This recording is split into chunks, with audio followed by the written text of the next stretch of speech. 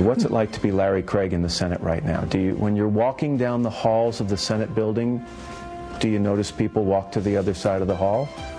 No, not at all. There are a few. You go to the cafeteria, you don't sit alone? No. They're not parking in your parking spot? They better not.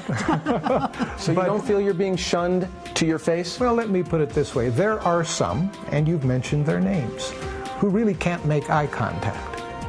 What are these people smiling about? Anyway, welcome back to Hardball. Senator Craig says he will finish out his term, which is in January of 2009. Should he stay or should he go? That's the Hardball debate tonight. Here's Rachel Maddow versus Pat Buchanan. Rachel, make your case. He should go? I think, of course, he should go. I think if the best possible case you can make for yourself is not that you're a homophobic, self-hating gay man, but rather you're a United States senator who doesn't know what guilty plea means, then you're pretty much the last person that your state is going to want representing them in the United States Senate.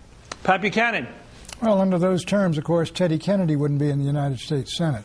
But look, I think the one who should decide whether Larry Craig goes or stays is first Larry Craig, who's the United States Senator elected from Idaho, and secondly, the people of Idaho who elected him. If they don't want him there, then they should move to recall him.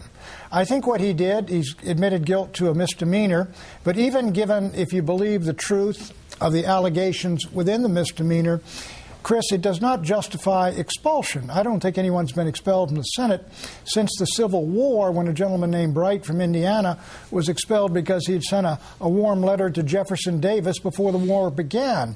So I don't think it rises to the level of expulsion. I think the decision lies with Idaho, with Larry Craig, and I think you have to respect their decision even if you don't agree with it. I don't think that he should necessarily be formally expelled from the Senate, but I think that the Republican Party should say, Larry Craig, it's time to go, and if you stay, we're going to strip you of all your committee seats, and we're going to make it really hard for you to stay because we think you ought to go, because you are the living embodiment of hypocrisy that our party shouldn't live with. And you should go, and David Vitter should go, and Ted Stevens should go, and we should be able to be proud of who our members are in the Senate. Well, look, I mean, let me just say that I think the Republicans should take their own stand on whether or not he should be honored as one of their colleagues, and many of them have already done so, and they wish he should go. And I believe he has been stripped of his ranking position on a number of committees. They're entitled to do that. But, Rachel, the fundamental point is, I mean, whether or not you or I believe he should go, who decides? And I think you got to give him the decision. He's the elected senator. And secondly, the people of Idaho. And I do think it's important that we follow procedure and not drum people out. As for the Republican Party, they really, I mean, look, what Whitaker Chambers said about conservatives is true, that their great failing is they don't retrieve their wounded. Now, this is a wounded man. There's no doubt about it. His family's deeply wounded. He's made a terrible mistake. He's done something most of us consider rather seedy and wrong.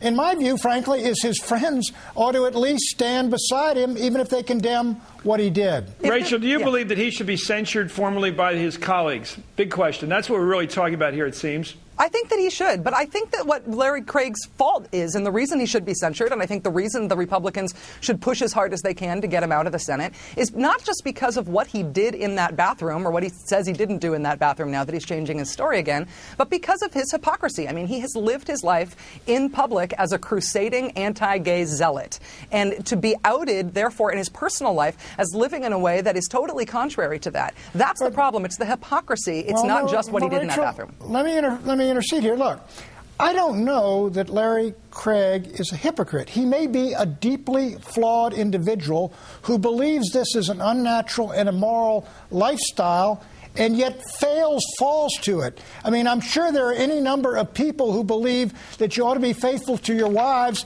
and sometimes they go out and fall and commit adultery. That doesn't mean they don't believe that this is the right lifestyle. It means they're flawed and failed human beings who don't live up to their standards occasionally and fall short, as we all do. Pat, the difference between not living up to your own standards and not being able to live up to something that you believe is the way you ought to live, the difference between that and hypocrisy is when you run a political campaign and you build your public political career on denouncing other people who have done what you have done. when you build it on denouncing the very thing that you are. Just That's a minute, hypocrisy. hold on, Rachel. He has not, I don't know that he has denounced some individual homosexual. He has said this is an immoral lifestyle. Now, you yourself would say that he can't help the fact if he's attracted to this sort of thing. And it's either nature or nurture, but it's something over which he may have had no control. And then to say to fall to that is to fall to an unnatural, immoral lifestyle. I don't see the inconsistency. I see a failed human being who may not be able to face